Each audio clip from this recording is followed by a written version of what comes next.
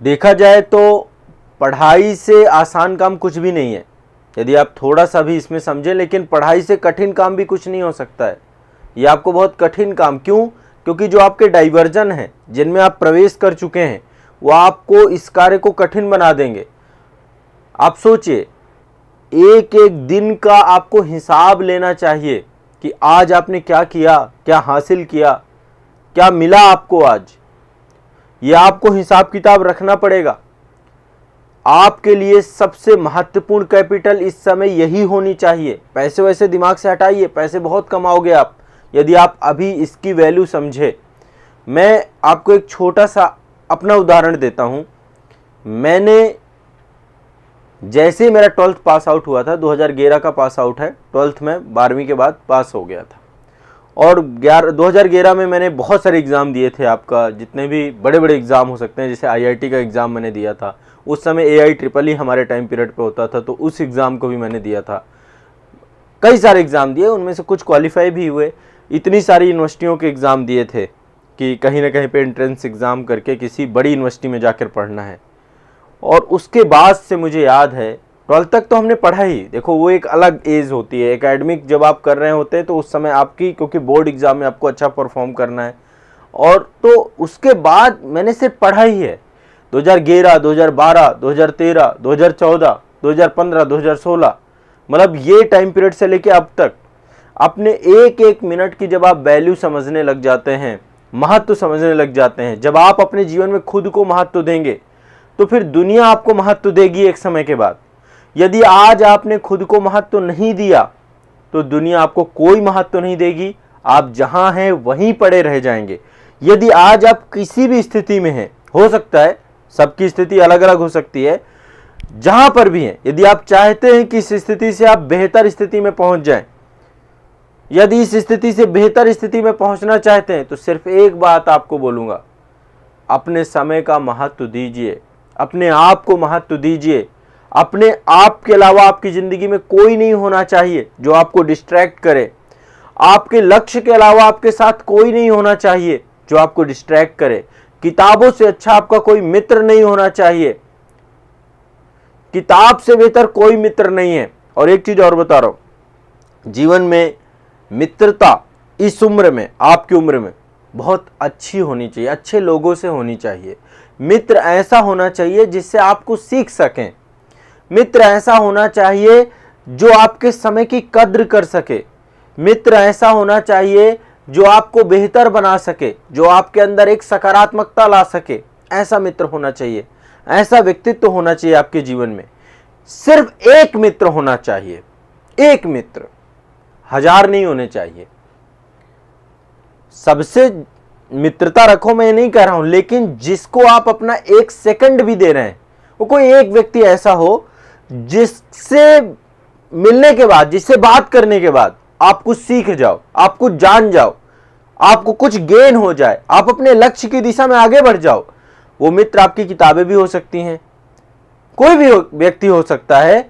लेकिन जीवन में यदि आपके पास भीड़ है, मित्रता के नाम पे बहुत सारे लोगों के पास बहुत लंबी भीड़ होती है, ये है मित्र। मेरे से आप पूछिए, आज के समय में हजारों लोग हैं आसपास में, बहुत सारे लोग बहुत बड़े पदों में बैठे हुए हैं। लेकिन यदि आप मुझसे कहें कि सर आप अपना समय कहीं किसी के पास व्यतीत करते हैं, मैं 1 मिनट भी व्यतीत नहीं करता हूं। हाँ, जब उनको जरूरत होती है तो मैं उनकी जरूरत के साथ खड़ा हो जाऊंगा, उनकी समस्याओं, क्योंकि कहीं ना कहीं पे वो मुझे जानते हैं और मानवता के लिए जरूरी होता है। लेकिन यदि आप कहें कि मैं समय दूं किसी को, कि जाके बैठ गए बातचीत करने लग गए, तो समय ही नहीं अपने पास। अभी इतने कार्य करने हैं, इतनी तैयारी करनी है, इतनी चीजों में आगे बढ़ना है, अभी पहुंचे ही कहां हैं। अभी तो लगता है कि पूरा संसार पड़ा है। इसलिए आप मेरी एक बात गांठ बांध लीजिए, और ये बात आज नहीं तो कल आप बांधेंगे। जब समय तमाचा मारेगा तब आपको पता चलेगा कि क्या कर बैठे, कितना महत्वपूर्ण समय आपने खो दिया अपना खुद का। इसलिए प्रण करिए, अभी से प्रण करिए कि अपने जीवन का हर एक क्षण अपने लक्ष्य को देंगे। फिर मित्रों की बाढ़ आ जाएगी। जब लक्ष्य में पहुंच जाओगे, जब पथ में पहुंच जाओगे, तो मित्रों की बाढ़ आ जाएगी। शायद आप ये चीज जानते हैं, कितने मित्र होंगे लाइन से पता नहीं।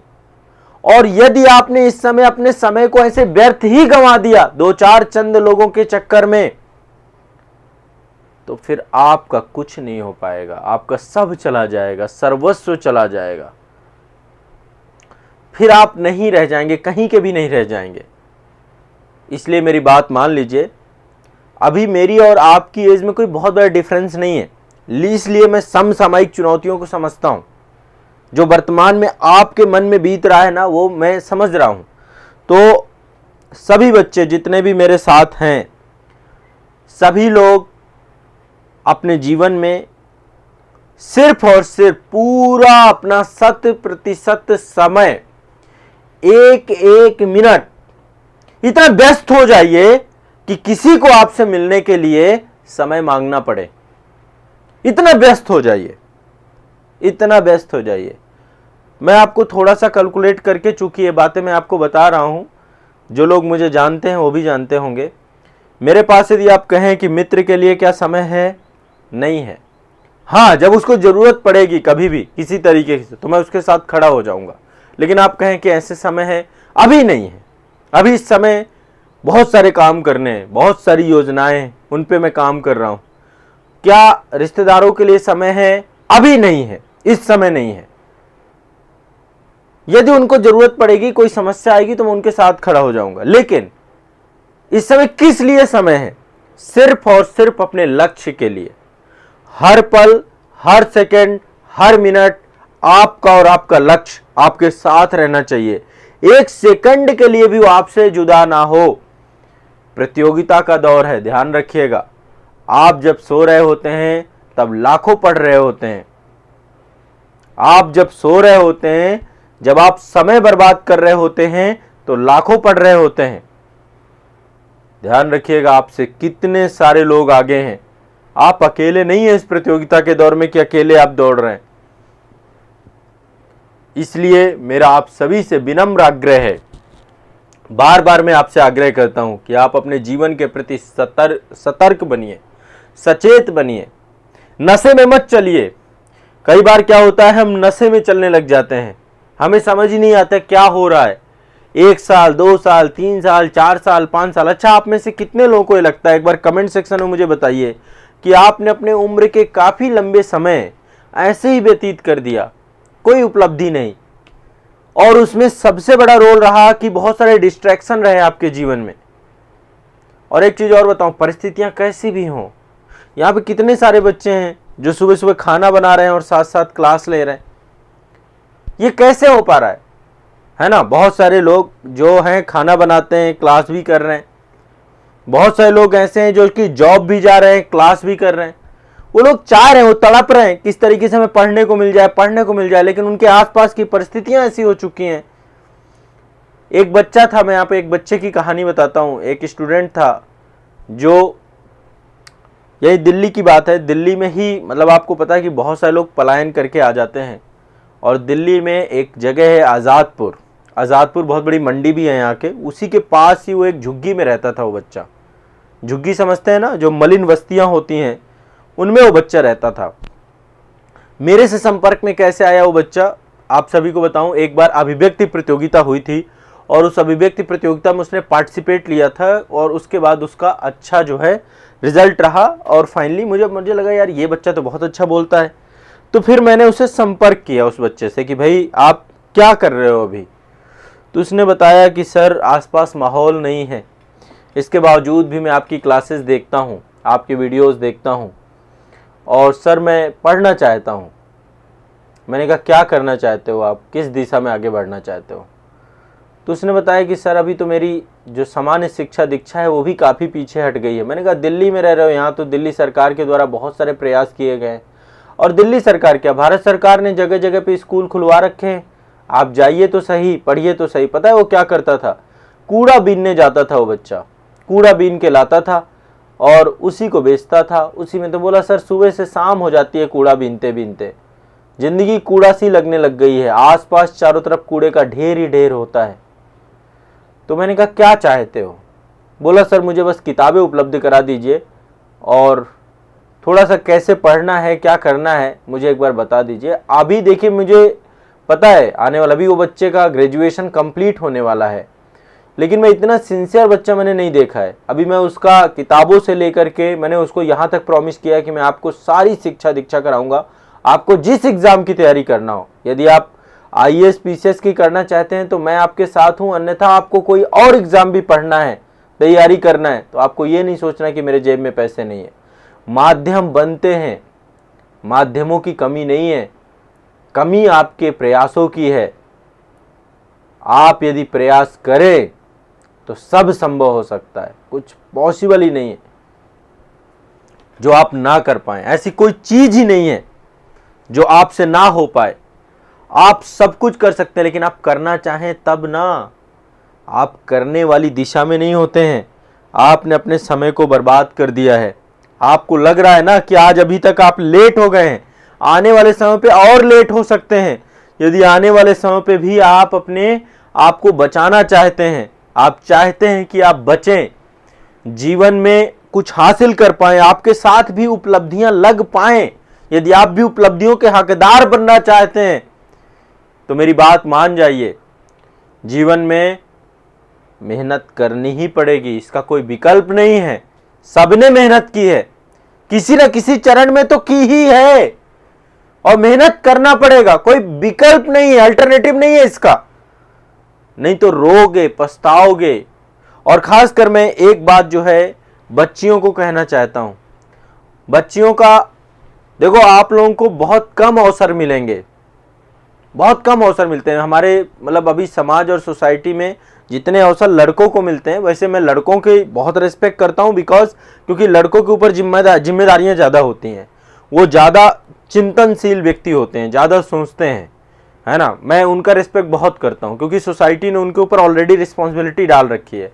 कोई भी बच्चा ऐसा नहीं होगा जो गंभीर है, जो उसको पता है अपनी जिम्मेदारियां, वो समय के साथ नहीं तो गंभीर हो जाएगा। लेकिन बच्चियों को एक चीज़ बता देता हूं कि आपको बहुत ज़्यादा मौके नहीं मिलने वाले, कि आपको बहुत मौके मिलने वाले, अवसर पे अवसर आएंगे, अवसर पे अवसर आएंगे और आप कुछ कर जाएंगे, संभव ही नहीं है।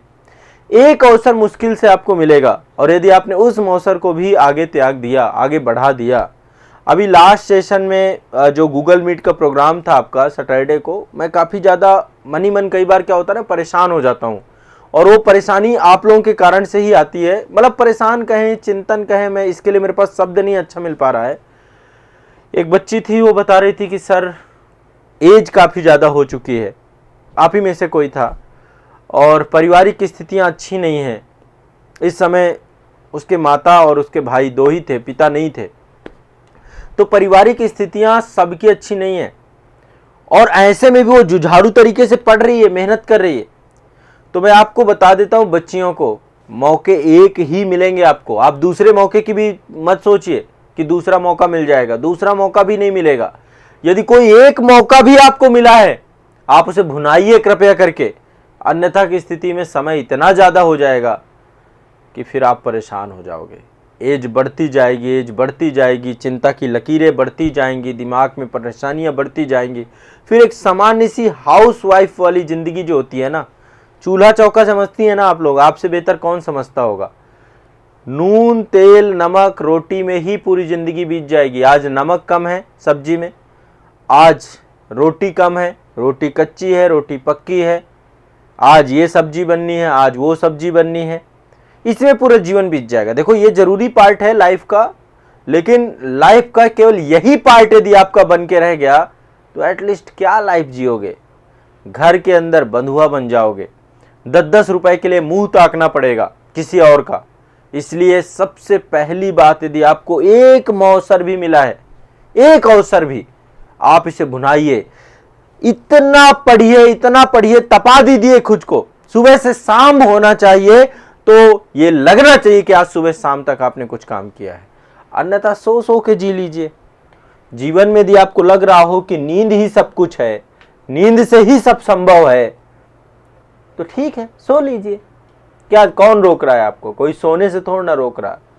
इसलिए मैं आपको एक बार फिर से बोलता हूं, जितने भी बच्चे सिंसियर हैं, नहीं है जो सिंसियर, वो सिंसियर हो जाएगा। देखो समय जब सिखाएगा, समय जब आपको सिंसियर करेगा, तब सिंसियर जब आप बनोगे, तब फिर आपको पता चलेगा कि समय का तमाचा क्या होता है।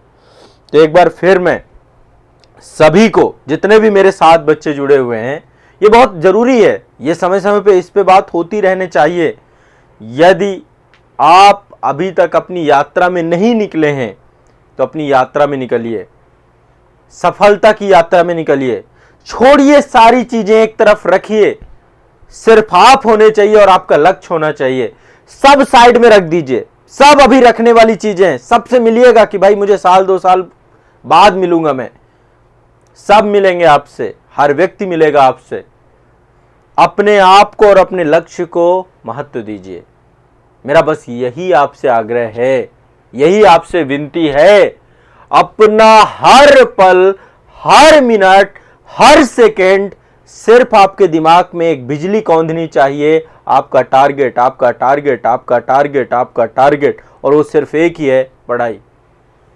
दूसरा कोई माध्यम नहीं है आपके पास। आपके दिमाग में कुछ सपने हैं, उन सपनों को सपना मत बने रहने दीजिए, उनको साकार करने के लिए जी तोड़ मेहनत कीजिए। उनको साकार करने के लिए आपकी इतनी मेहनत होनी चाहिए इतनी मेहनत होनी चाहिए कि मेहनत को भी लगे कि यार कौन सा व्यक्ति मिला है। इसलिए मैं बस आपसे एक बार फिर से आग्रह करता हूं कि अभी भी समय है, डरिए मत, किसी चीज से मत डरिए। अपने आसपास के कोई भी चीज आपके और आपके लक्ष्य के बीच में आ ही नहीं सकता है। यदि कोई भी ऐसा पहलू जो आपके और आपके लक्ष्य के बीच में आ रहा है, सबको काट दीजिए, सबको हटा दीजिए। डरिए मत, क्योंकि आज डरेंगे तो कल जो है फिर ये डर और बढ़ेगा, और वो डर होगा सफलता का, आपकी नाकामी का। इसका कोई जश्न नहीं मनाता, इसको कोई नहीं पूछता है।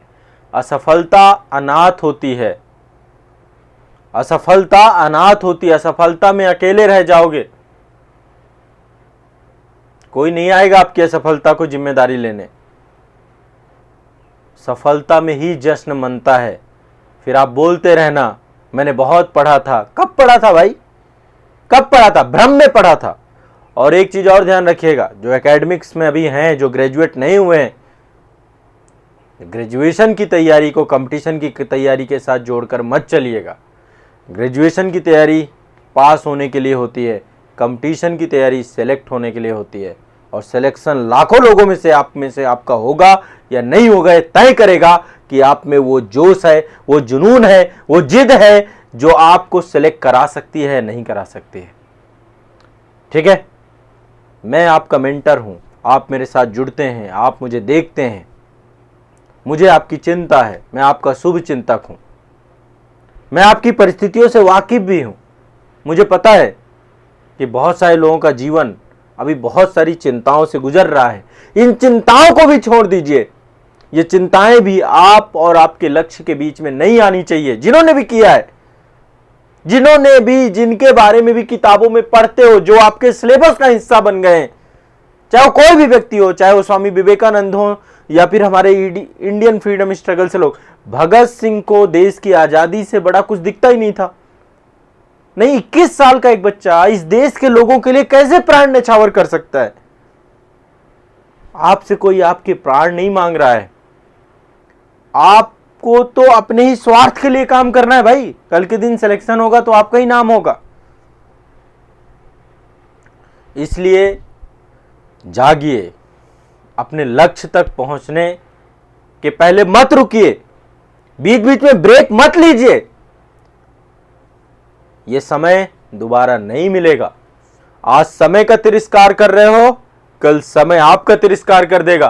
कोई नहीं आएगा आपके पास, कोई नहीं आपसे बात करेगा, साधारण से व्यक्तित्व बन के रह जाओगे। इसलिए अपने आप को बेहतर बनाना है, असाधारण बनाना है। यह मत सोचिए कि इस पढ़ाई से मुझे गवर्नमेंट जॉब मिलेगी, मत सोचिए। इस पढ़ाई से आपको कुछ ना कुछ ऐसा हासिल होगा जो आपको ऐसी कतार में खड़ा कर देगा जिससे आपकी वैल्यू, आपकी कीमत बढ़ जाएगी। शिक्षा का तराशना सरकारी सर्विस नहीं है। सरकारी सर्विस तो एक छोटा सा एक माध्यम है कि जो मिल गया तो ठीक है। शिक्षा ही वो हथियार है। हमारे देश के संविधान निर्माता डॉक्टर भीमराव अंबेडकर क्या बोल रहे हैं कि शिक्षा ही एक माध्यम है समाज के सभी तबके के उत्थान के लिए। शिक्षा ही एक माध्यम है जिस माध्यम से आप सब कुछ बदल सकते हो। और उन्होंने देखिए जीता जागता उदाहरण है, एक ऐसा व्यक्तित्व जो पढ़ता रहा, जो यहां से कैम्ब्रिज तक गया, जो यहां से कोलंबिया तक गया। कैसे चले गए? औपनिवेशिक काल में चले गए। सुभाष चंद्र बोस को देखिए, ये वो लीडर्स हैं जो आपके सामने हैं। इन्होंने क्या नहीं हासिल किया और सब कुछ छोड़ भी दिया क्योंकि इनको उससे बड़ा हासिल करना था। तो आपके सामने तो बहुत छोटे छोटे तुच्छ लक्ष्य हैं, लेकिन आपके दिमाग में यदि कचरा भरा हुआ है, उसका ऑपरेशन मैं नहीं कर सकता हूं, उसका ऑपरेशन आपको खुद करना पड़ेगा। एक चीज और बता दे रहा हूं, यदि आपके घाव हो जाएगा ना, तो घाव के ऊपर से मलहम लगाने का कोई फायदा नहीं है। पहले घाव का ऑपरेशन करना पड़ेगा, चीरना पड़ेगा, उसके अंदर का मलबा निकालना पड़ेगा, उसके अंदर की गंदगी निकालनी पड़ेगी। फिर जब हम उसमें दवा लगाएंगे ना, तो उसका फायदा होगा, उसका बेनिफिट होगा। इसलिए आज का ये पल मेरे साथ आप ये संकल्प लीजिए कि आपका समय सिर्फ आपका समय है। ये समय ना तो किसी को देंगे, ना तो किसी के साथ साझा करेंगे। सिर्फ एक चीज के लिए अपने समय को समर्पित कर रहे हैं, वो है आपका लक्ष्य। संकल्प लीजिए, समय दोबारा नहीं आएगा। किसी का नहीं आया, आपका क्या आएगा? किसी का नहीं आया है, आपका भी नहीं आएगा। रेत की तरह निकल रहा है दिन बाय दिन। कब 24 के एग्जाम आ जाएंगे, कब 25 के एग्जाम आ जाएंगे, कब 26 के एग्जाम आ जाएंगे। निकल गए इतने साल आपके जिंदगी के। लौट के पीछे घूम के देखिए, कितने साल निकाल दिए आपने। कल करेंगे, कल करेंगे, कल करेंगे, कब करेंगे? कल करने के लिए कितना पड़ा हुआ है। आज के दिन का कोई महत्व नहीं है, इस पल का कोई महत्व नहीं है, कल का ही महत्व है, कल की ही प्रतीक्षा है। ये आने वाला कल भी आज में तब्दील होगा और फिर पास्ट बन जाएगा आपका, जिसमें बहुत गंदा पास्ट होगा। इसलिए परिश्रम को अपना हथियार बनाइए, ऐसा हथियार जिसमें खूब धार है। वो है आपकी मेहनत। सोइए मत।